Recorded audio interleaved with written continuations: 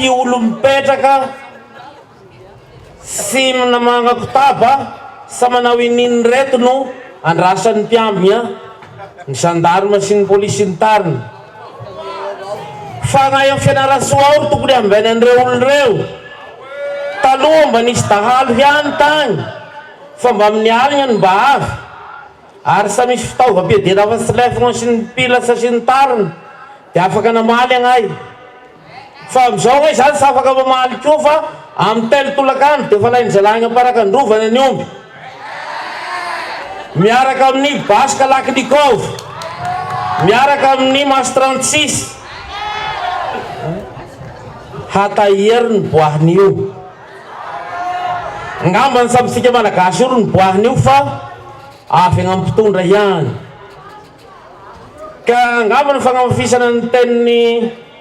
prime ministre teo dia hoe agnareo mpitandro filaminana azany olo maneho hevitra tahakan'izao moa ro ambenana fa dao agnay vahoaka valala mpandatiano rehetra agnambany voasangro mba ambeno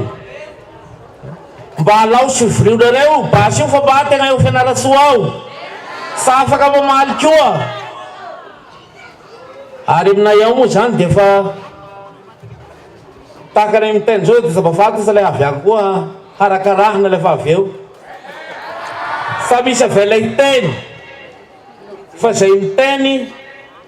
dia harakarahana ka dia olona zay anareo ihany fa le voasambotra zany brito dia satria miteny teto androany amin'ity fitondrana zay hita hoe fitondrana sy manjary mba efa zazakely ihany igny atao amin'ny faha-PSD efa libena i amin'ny fitondrana hera zonary mampianina fa izay fitondrana rehetra hitanay a tia ny fitondrana farahidi indrindra ka ngay re tompo